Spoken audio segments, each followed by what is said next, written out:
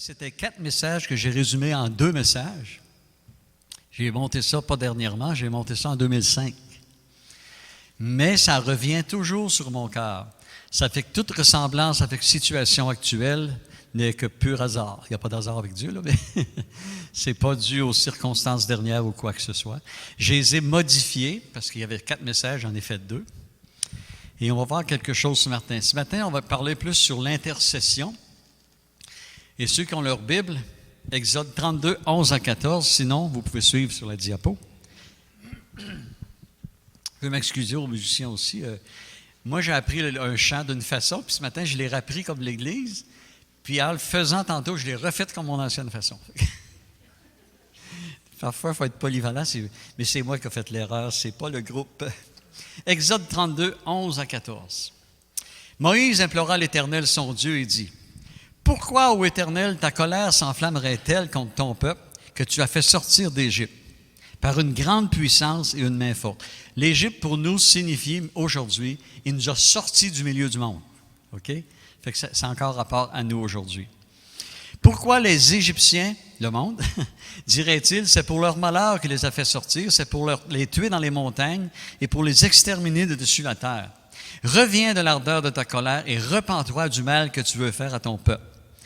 Souviens-toi d'Abraham, d'Isaac, d'Israël, tes serviteurs auxquels tu as dit, en jurant par toi-même, je multiplierai votre postérité, comme les étoiles du ciel, je donnerai à vos descendants tout ce pays dont j'ai parlé, et ils le posséderont à jamais.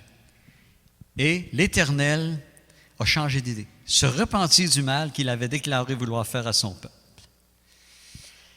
Alors, Seigneur, éclaire-moi, que je puisse l'apporter vraiment comme il vient toujours sur mon cœur et ne pas en ajouter, ne pas en extraire, mais faire ce que tu me demandes, Seigneur. Bénis ta parole, je te prie. Amen. L'apostasie est annoncée pour les temps de la fin. Qu'est-ce que l'apostasie? Ce n'est pas le nom de mon voisin. Ce n'est pas un magasin. L'apostasie, c'est un retour en arrière, c'est un refroidissement de la vie chrétienne, de ta foi chrétienne, de ton amour pour les frères, ton amour pour la parole de Dieu. On appelle ça l'apostasie. Donc, on connaît tous des personnes, des gens, des couples, des leaders impliqués dans l'Église, peu importe, qui se sont refroidis, qui se sont retirés. On en connaît même qui ont abandonné le Seigneur. Je connais même des pasteurs qui ont abandonné le Seigneur. Et ça, c'est plus dur un peu.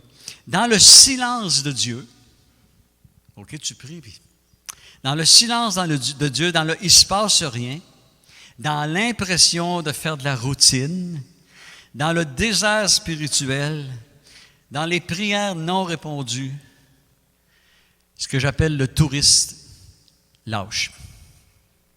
Il abandonne. Le touriste, ce matin, tous ceux qui nous visitent ou ils ont changé d'église ou quoi que ce soit, vous n'êtes pas des touristes. Là. Je veux que vous compreniez bien. Le touriste, c'est plus quelqu'un qui abandonne parce qu'il n'est pas content puis il abandonne le Seigneur puis il va à l'église juste comme un spectateur, un peu comme on va au cinéma. C'est un peu dans ce sens-là. Parce qu'il y a des gens, des fois, qui vont arriver de l'extérieur, qui vont nous visiter d'un autre pays, d'une autre église, ils viennent ici. C'est bien, puis vous êtes les bienvenus. OK? Je ne veux pas que vous vous sentiez, là. Ce n'est pas ça le but ce matin du tout. OK. Suivez bien. Le touriste, OK, décroche, va ailleurs ou se retire, sans bonne raison. Sans bonne raison. C'est pour lui, c'est une bonne raison. Il ne m'a pas salué un matin. Il ne me verra plus à l'église. C'est un touriste. OK? Hey, c'est moi qui m'assis là, puis il y avait du monde un matin à ma place. Ils ne me verront plus. Un touriste. Et je veux que vous compreniez un peu ce que je veux dire par touriste. OK? Le chrétien engagé persévère, continue, va plus loin et crie à Dieu. Malgré ce que je ressens rien, malgré le silence, Seigneur, malgré, je t'aime, Seigneur. Je te suivrai toujours. Ça, c'est le vrai. J'ai confiance, tu es mon Dieu. Tu es ma vie. Ça, c'est le vrai. OK? C'est le vrai. J'avais fait l'allusion dans l'autre message. Si tu vas, exemple, au Mexique, en vacances, moi, quand j'y vais, c'est au Mexique. Si tu vas au Mexique en vacances, tu sais tout de suite reconnaître le Mexicain du Québécois. Même si il a la couleur de peau, d'accord. Pourquoi? Parce que quand tu vas en vacances, supposons à un hôtel Bavaro au Mexique, et puis là, eux, ils travaillent, ils sont à l'œuvre, ils s'impliquent, ils suent, ils ramassent les tubes de cigarettes, ils passent la vadrouille, ils nous servent aux tables, ils font nos chambres, ils travaillent, on les voit. Tandis que les Québécois, on est évachés, on veut se faire servir, on a payé pour ça. Le pamphlet disait qu'on avait droit à ceci, à cela, à cela. Moi, je suis un touriste. Travailler mes amis espagnols, travailler les Mexicains. Tabayo! Voyons-nous un petit peu la différence entre un touriste dans l'Église et le vrai. Le vrai Mexicain est à l'œuvre quand tu vas en vacances. Le touriste se repose. C'est pas mal, là. Je veux juste qu'on comprenne un peu. On va voir 2 points ce matin. Un peuple refroidi et rebelle. Aïe, aïe, donne un coup de coude à ton voisin. Des leaders qui refusent de prendre leurs responsabilités. Et ça va être très, très intéressant, j'espère, que personne ne va sortir. Premier point, un peuple refroidi et rebelle. Exode 32, 1 à 6. Moïse est monté sur la montagne, il a laissé le peuple là, il est allé rencontrer Dieu, mais ça fait 40 jours qu'il est là. C'est comme si pasteur Luc dit, je prends une semaine de vacances, ça fait 3 mois qu'il n'est pas là. OK? Que va devenir l'Église? C'est un peu ça. Exode 32, 1 à 6. Le peuple, voyant que Moïse tardait à descendre de la montagne, s'assembla autour d'Aaron et il dit, « Allons, fais-nous un Dieu qui marche devant nous, car ce Moïse, cet homme qui nous a fait sortir du pays d'Égypte, nous ne savons ce qu'il est devenu. » Aaron leur dit, « ôtez les anneaux d'or qui sont à vos oreilles de vos femmes et de vos fils et de vos filles, et apportez-les-moi. » Et tous ôtèrent les anneaux d'or qui étaient à leurs oreilles et les apportèrent à Aaron. Il les reçut de leurs mains, jeta l'or dans un moule et fit un veau en fonte. Ils dirent, « Israël, ils dirent, voici ton Dieu qui t'a fait sortir du pays d'Égypte. » Lorsqu'Aaron vit cela, il bâtit un autel devant lui et s'écria, « Demain, il y aura fête en l'honneur de l'Éternel. » Le lendemain, ils se levèrent de bon matin, ils offrirent des holocaustes, des sacrifices d'action de grâce. Le peuple s'assit pour manger et pour boire, puis ils se levèrent pour se divertir. Le peuple s'assit pour manger et pour boire. Ils se levèrent pour se divertir. Ils ne buvaient pas du Pepsi ni du Kool-Aid. Il n'y avait pas de Coke ni de 7-Up. Ils buvaient. Se divertir, c'était pas mon frère, ma soeur, viens, on va danser une valse. Non, non, non. Il y avait des orgies. C'était épouvantable, là. Ils se divertissaient, comprenez-vous, là. Et puis ils adoraient. Le veau de fonte était en fonte. Mais l'or qu'ils ont fait fondre, ils l'ont recouvert d'or. C'est pour ça qu'on dit un veau d'or. Moïse tardait à venir, et Moïse représente le miraculeux. Il représente le surnaturel, il représente la gloire de Dieu. C'est ça qui représente Moïse aux yeux du peuple.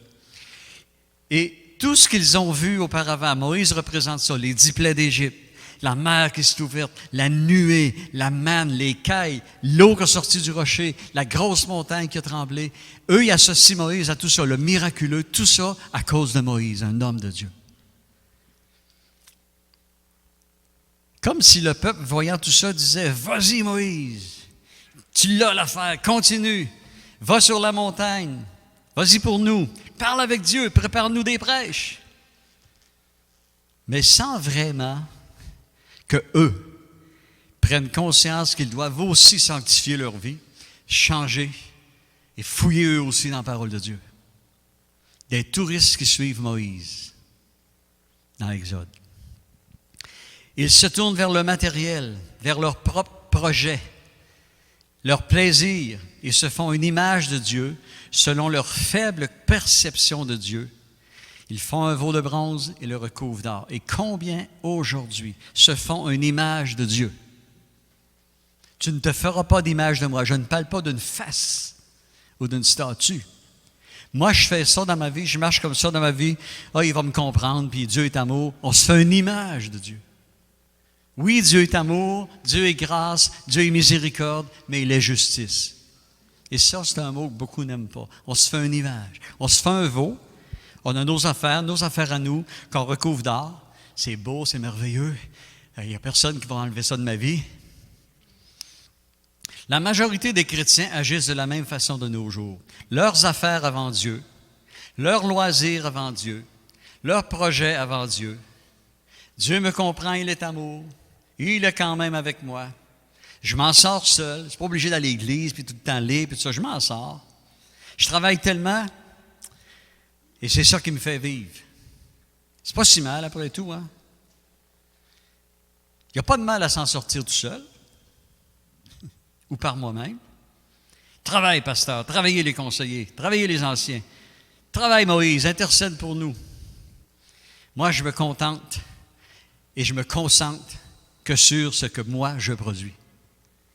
Combien, si on est honnête ce matin, nos pensées, presque toute la semaine, sont vers nos projets, nos ambitions, nos activités, le sport. Il ne faut pas que je manque mon émission, Les Feux de l'amour. Faut pas que... Vous allez me trouver étonnant avec cette émission-là. Hein? Non, mais le peuple du temps de Moïse était pas mal plus préoccupé par fêter, célébrer, jouir de la vie, que de jeûner, prier, chercher la face de Dieu, intercéder. Un peuple égaré et refroidi. Dans tout, ou la majorité de leurs projets, dans leur cas, c'était dans tous leurs projets, Dieu n'était pas dans l'affaire. Dieu n'était pas dans leurs projets. Comme plein de projets, de plans, plein d'activités, même chrétiennes, comme plein de ministères, de projets chrétiens qui deviennent notre veau d'or, on pense plus à notre projet, à notre réussite, à ce qu'on va faire. Hey, je vais faire un concert, je vais monter sur une tribune, il va y avoir 3000 devant moi. On pense plus à ça qu'à genoux, prier, jeûner, pleurer, chercher sa face. On pense plus à nous, qu'est-ce qu'on projette, notre image, qu'à faire une belle image de Dieu à travers nos paroles, nos comportements. Comme plein de projets, de plans, plein d'activités, même chrétiennes, comme plein de ministères ou de projets chrétiens qui deviennent notre veau d'or, et on spiritualise tout ça en mettant Dieu dans l'affaire.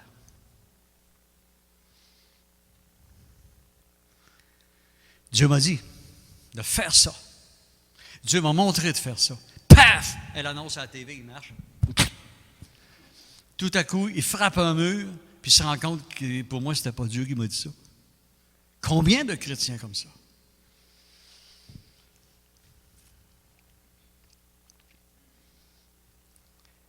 Dieu m'a dit de faire cela, de montrer cela. Et cela devient, c'est-à-dire notre bébé, notre plaisir, notre gonflement de poitrine, notre veau d'or. Faisons attention. Que tout objectif, tout motif soit vraiment d'élever le Seigneur. Un peuple devenu intravesti, égocentrique, centré sur ses bonnes activités à lui, mais pas capable de prier pour les perdus, absent à toutes les ou presque toutes les réunions de prière. Le peuple était loin de Moïse. Le peuple était en bas de la montagne. Et Moïse était sur la montagne. En bas de la montagne, divertissement, fun, plaisir. On a le droit d'avoir du fun et du plaisir, là. Matérialiste, loisir, activité, aimant le plaisir plus que Dieu, ayant l'apparence de la piété.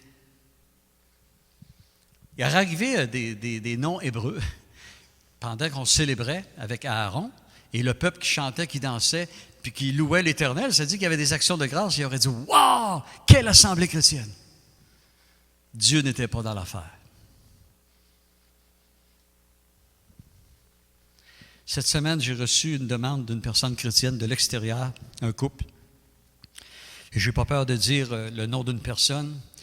Une vidéo de Benny Hinn, où avec sa blouse, il se promène, puis les foules tombent par dizaines et par centaines et par milliers par terre, puis il se promène avec sa blouse. Et la personne m'écrit « Wow! As-tu vu l'onction? C'est incroyable! » Comprenez-vous, Dieu n'est même pas dans l'affaire. Autrefois, après nous avoir parlé par les prophètes, Dieu maintenant nous parle par Jésus-Christ, qu'il a établi pour le règne de toutes choses. Oui, Élie avait un manteau, puis il a ouvert la mer, il l'a donné à Élisée, Élisée a frappé le Jourdain s'est ouvert. Oui, tout ça est vrai. Mais Dieu, autrefois, après nous avoir parlé par les prophètes, maintenant nous parle par Jésus-Christ. Avez-vous vu Paul se promener devant les foules puis lancer sa blouse? Avez-vous vu Jésus faire ça? Discernons.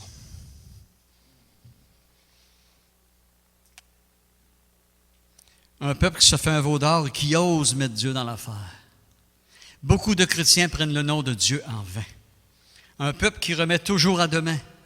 Demain, je ferai ceci. Demain, je ferai cela. Demain, il faudrait bien que je lis la Bible. Ouais, il faudrait bien demain que je commence à prier. Ouais, Seigneur, le 1er novembre, là, je te le promets, là, je commence à payer ma dîme, mes offrandes. Oui. Demain, je commencerai à faire ceci.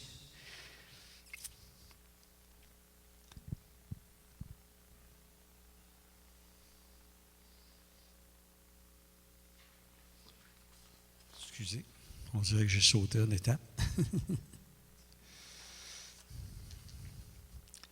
Accordez-moi une seconde. Il me manque une feuille. Bon, ben, coudonc. OK. Le touriste a environ cette attitude. Je m'attends à être servi 5 étoiles. Moi, là, quand je vais en voyage, je prends les 5 étoiles. Je me le paye. Ce n'est pas l'Église qui me le paye. J'ai travaillé 35 ans au CRDI. J'ai été pasteur 17 ans. Je me le paye et je me repose. Mais je ne m'attends pas d'arriver là, puis c'est plein de coquerelles. La nourriture marche tout seul. Tu arrives dans ta chambre le soir, ta valise a changé de place parce qu'il y a des coquerelles en dessous. Bon, OK? Le touriste, sa tête servie. Je ne m'implique pas, je ne renonce pas. Je suis dans la première classe, c'est repos, plaisir, tranquillité, la belle vie. Et c'est normal, c'est correct. Mais il y a des gens dans l'Église qui s'attendent à cela. Je m'attends à être servi. Je ne m'implique pas, je ne renonce pas. Comprenez-vous? Et c'est là qu'on devient un style touriste. Le touriste. Hey les Moïse, priez, jeûnez, allez sur la montagne, moi j'ai mes affaires. Je suis un touriste dans votre Église. Hein? Vous n'avez pas besoin de me demander de m'impliquer. Soutenez-moi, intercédez pour moi, je veux recevoir. Je peux vous donner une pause de 10 minutes pour aller respirer un peu dehors. Ce message-là, c'est la 3e Église à qui je l'apporte. Parce que quand je l'ai travaillé et remonté, moi je vais d'église en église, souvent, et c'était clair de l'apporter. Je l'apporte. Je veux recevoir. Tandis qu'une autre partie du peuple de Dieu, ce sont les Caleb et les Josué. Peut-être que ce matin ici, vous êtes tous des Caleb et des Josué. Que Dieu s'est choisi et qui sont fidèles, qui intercèdent, qui soutiennent, qui sont engagés, qui reçoivent dans leur temps de prière, leur temps d'intimité avec Dieu, dans leur relation intime avec le Seigneur, ils reçoivent des révélations de Dieu pour leur propre vie, une orientation pour leur propre vie et parfois même pour l'Église. Moïse recevait et le peuple, lui, pendant ce temps-là, se réjouissait avec le produit de leurs mains. Tandis que Moïse se réjouissait avec tout ce qu'il y avait de spirituel. Merci pour tout ce qu'on a de physique, de tangible, comment on dirait ça, d'objets matériels. Mais le cœur de Moïse était 100% détaché de cela. Et quand il a descendu de la montagne et qu'il a vu le peuple qui était 100% attaché à cela, quelle déception. Il a cassé les tables de la loi. Des touristes qui ne veulent que leur confort.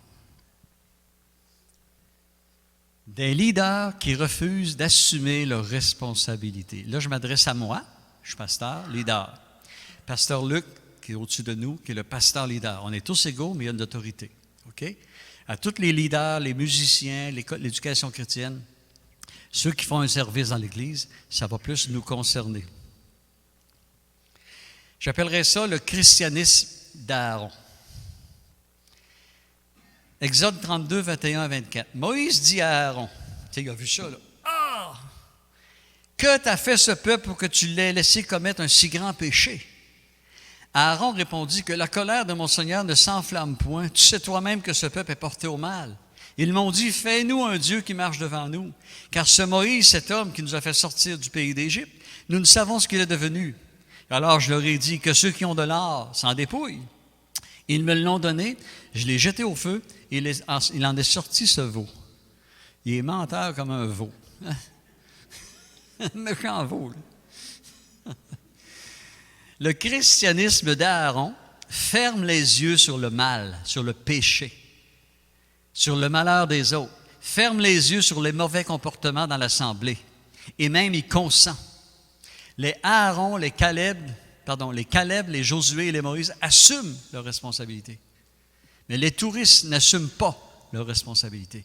Des leaders, hommes ou femmes, qui n'assument pas leurs responsabilités. Moi, je me souviendrai toujours, dans les années 93-14, j'étais conseiller avec Pasteur Roger. Et puis, je prenais mes cours bibliques, tout ça, puis j'étais sur le conseil.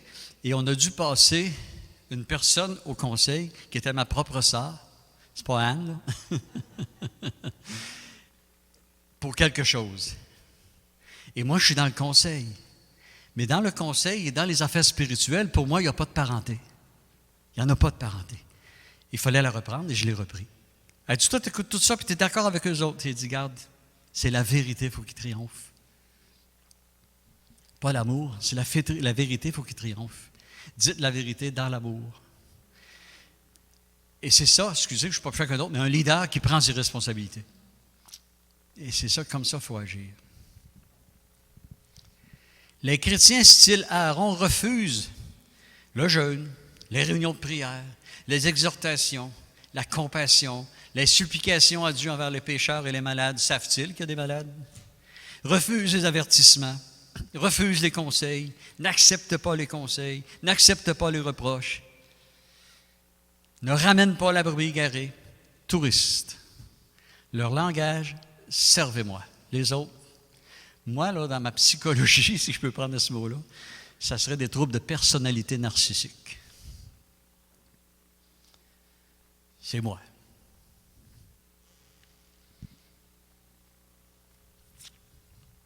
Leur langage, servez-moi.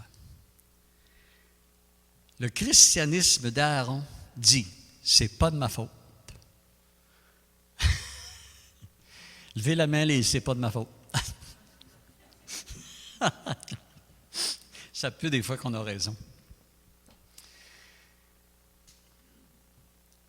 Exode 32, 22-23. Aaron répondit, que la colère de mon Seigneur ne s'enflamme point. Ne sais-tu pas toi-même que ce peuple est porté au mal? Ils m'ont dit. Il ne dit pas, j'ai pensé que, j'ai décidé que. Fais-nous un Dieu qui marche devant nous.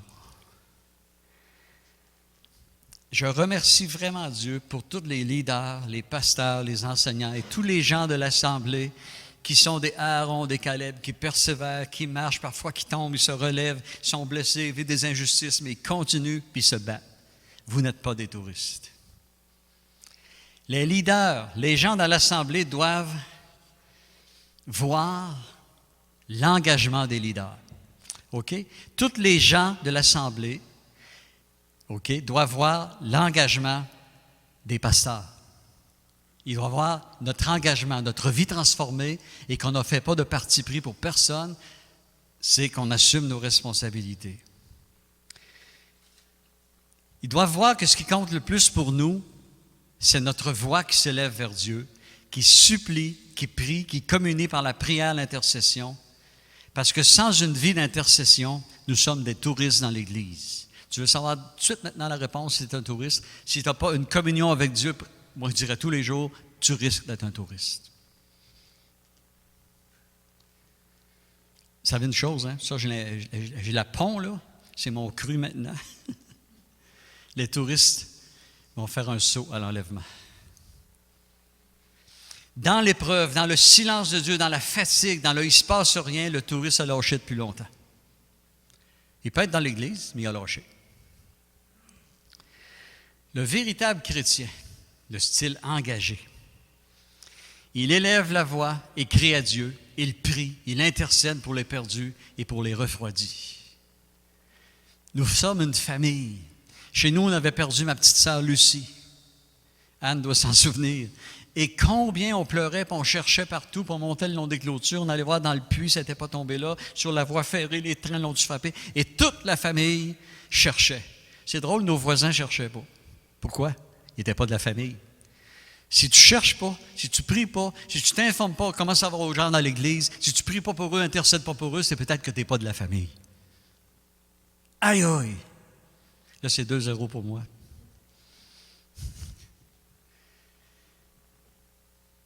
Le véritable croyant des temps de la fin est investi, saisi de cet esprit d'intercession. Comme Moïse, il prie, il se tient sur la montagne. Se tenir sur la montagne, ça ne veut pas dire qu'aujourd'hui je pars, je me vais à Mégantic, puis je monte sur le mont Mégantic. Ça veut dire que j'ai une vie de prière avec Dieu. Je m'en vais dans sa présence à tous les jours. C'est ça, aller sur la montagne. Comme Moïse, il œuvre, il prie, il se tient sur la montagne, il plaide pour le peuple, il est engagé, oui, mais il y a un feu qui le consume dans sa vie et sa vie est consacrée. Il se place entre le peuple perdu et Dieu et supplie pour sa grâce et son pardon pour les refroidis, pour les perdus. Il prend ses responsabilités.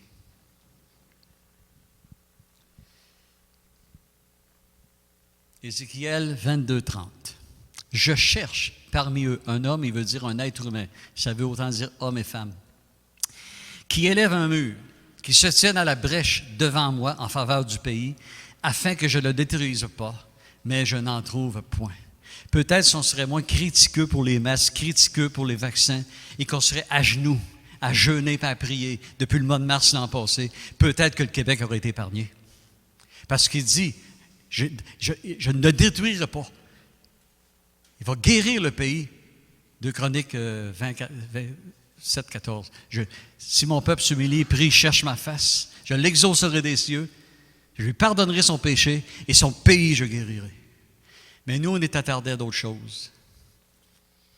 Lui, il cherche quelqu'un qui intercède et qui prie. Maintenant, vous pouvez prendre une bonne respiration parce que c'était doux comme de la crème fouettée. Mais c'est ce qu'il y avait de caché dans le gâteau de crème fouettée. Quelques épines. Non, mais ce que je vais vous dire est vrai. Ça me concerne, ça concerne chacun d'entre nous. Je m'adresse à l'éducation chrétienne. Sans l'esprit d'intercession, t'es Carmen Campagne. OK? T'es Annie Brocoli. Pourquoi je dis ça? T'es passe-partout. Parce qu'eux, ils animent des enfants. Et puis, ils l'ont l'affaire. Ils l'ont vraiment, là. Ils animent les enfants, ils les font chanter, ils leur lisent des comptines, plein de choses. Pas d'onction, pas d'impact pour le royaume de Dieu. Alors, si tu n'as pas une vie d'intercession, une vie de prière, de consécration à Dieu, tu es Carmen Campagne. Annie Brocoli. Passe partout. Belle comptine, bonne animation, mais sans onction, sans impact.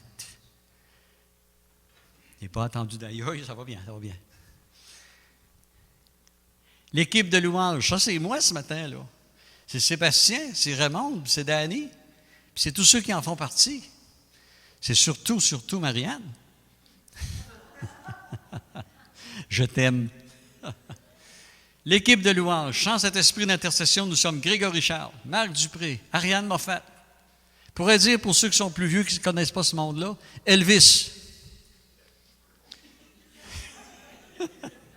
Ne touche-toi pas vos doigts. Pourquoi? Parce qu'on a un beau rythme. C'est bon. Bon son de guitare, le vocal et tout. Mais si on n'a pas une vie d'intercession, une vie de prière, si on n'a pas été dans la présence de Dieu la semaine, on n'a rien à apporter. Sinon, du bruit. Beaucoup de fumée, pas de feu. Beaucoup de tonnerre, pas de pluie. Aïe aïe, hein? Allez-vous encore m'inviter? Aucune onction, pas d'impact. Mais merci Seigneur, ici, avant de pratiquer, on prie. Et je sais que notre équipe a quand même une bonne vie de prière. Et ça, je remercie Dieu pour ça. Mais je parle en général pour qu'on puisse comprendre un peu ces choses-là. Les prédicateurs du dimanche ou du mardi, tous ceux qui apportent de l'exhortation, sans l'esprit d'intercession, nous sommes Trudeau. Des beaux discours. On est Horacio Arruda. On est François Legault. Non, mais moi, là, je peux arriver ici, là, par avoir étudié ou écouté un message sur Internet, puis bon, j'ai pas de relation avec Dieu, j'ai rien. Les gens écoutent ça, puis waouh, waouh, waouh. Mais si j'ai pas de vie d'intercession, si je suis pas consacré, si c'est tout du masque, ça n'aura pas d'impact dans ta vie. Tu vas sortir de l'Église, il n'y aura pas d'impact, il n'y aura pas de remise en question ou de guérison ou de nouvelle orientation. À peu près comme après le discours de Justin. Je ne fais pas de politique. Là. Trudeau il a demandé à sa mère, à sa femme Margaret, « Combien tu veux d'enfants? » Elle a dit « Justin. »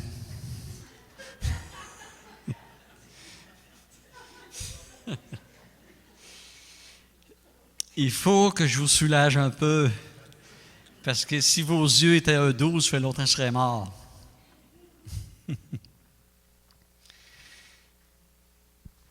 On continue, vous êtes prêts? Les diacres, les conseillers, les conseillères, les anciens, et même le peuple de Dieu, sans l'esprit d'intercession, nous sommes un club social, bien organisé, OK? Tout bien organisé partout, une religion qui touche personne. Qu'est-ce qui compte le plus pour nous? Il faut toucher les gens.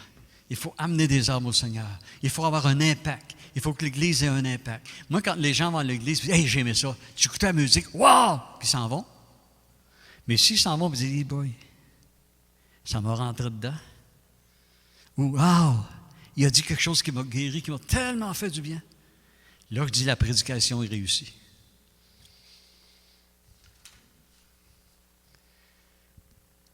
Dieu dit ce matin. Je ne dirais pas Dieu m'a dit. Mais oui, je crois qu'il y a quelque chose qui s'est passé. Montrez-moi que vous êtes des gens consacrés, que vous n'êtes pas des touristes dans l'Église, mais que vous êtes de ceux qui prient, qui supplient, qui jeûnent et qui intercèdent. Et moi, je vous montrerai c'est quoi un réveil et vous verrez ma puissance. On veut... Vous savez que dans le monde, tu commandes puis tu le veux hier. Et Dieu a éprouvé beaucoup de gens avec la COVID parce que tu commandais des choses et tu ne le recevais pas. Tu voulais acheter du bois, il avait doublé. Et plein de choses comme ça. Mais dans l'Église, on est un peu comme ça. On veut tout de suite. J'ai prié pour ça. Ah, mais prie encore. Moïse a prié 25 ans pour un fils. Le réveil va arriver premièrement dans l'Église. Par des personnes qui se laissent réveiller par la prédication de la parole de Dieu, qui se laissent briser par la parole de Dieu. Nommez-moi un homme de Dieu dans la Bible qui n'a pas été brisé. Même Jésus a été brisé.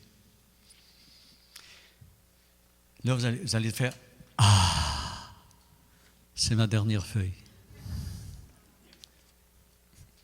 Ne soyons pas des touristes dans l'Église. Des Aaron en bas de la montagne, qui refusons de prendre nos responsabilités, mais imitons ce Moïse qui se tenait sur la montagne constamment dans sa présence.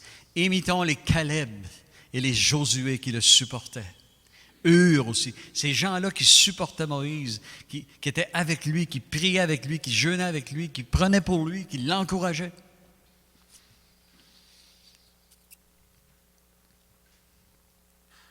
Moïse se tenait dans la présence de Dieu constamment. Il intercédait pour le peuple. Moïse recevait continuellement son onction fraîche. Aimerais-tu recevoir vraiment une révélation fraîche de Dieu? Un vent de son esprit qui te fait du bien, là, où ça fait mal des fois. Un vent d'encouragement dans ce que tu traverses, dans ce que tu vis. Demeure sur la montagne. Parle avec les frères et sœurs dans l'Église. Malgré ta douleur, malgré ce que tu ressens, informe-toi de quelqu'un, informe-toi d'un autre. Invite quelqu'un à prendre un café. Soutenez-vous, soutenons-nous. Seigneur notre Dieu, je crois vraiment que tu m'as demandé d'oser apporter ce message et ça nous concerne tous, moi aussi. Je demande ta bénédiction, ton vent, ton souffle de l'Esprit pour nous éclairer. Aide des Caleb qui à 85 ans demandaient encore des combats contre les fils d'Anak, des gars de 12 pieds. Seigneur, aide-nous à aider des Josué, des combattants. Aide-nous à être des Moïse qui se tient toujours le nez dans le vent spirituel, attendant avec patience ta révélation pour l'Église, pour nos propres vies. Je te demande de bénir, Seigneur, cette Église et que chacune et chacun d'entre nous, on prenne une bonne décision ce matin, de se consacrer, de ne pas remettre à demain la lecture de la parole, de ne pas remettre à demain d'abandonner telle ou telle chose qui te déplaise, de ne pas remettre à demain de soutenir l'Église financièrement pour tous les besoins. Inspire-nous, conduis-nous, dirige-nous. Je t'instruirai, tu as dit. Je te montrerai la voie que tu dois suivre. J'aurai les regards sur toi. Dirige-nous, Seigneur. Je te le demande au nom de Jésus-Christ. Amen. Soyez grandement bénis. Bon repas à chacune et chacun d'entre vous.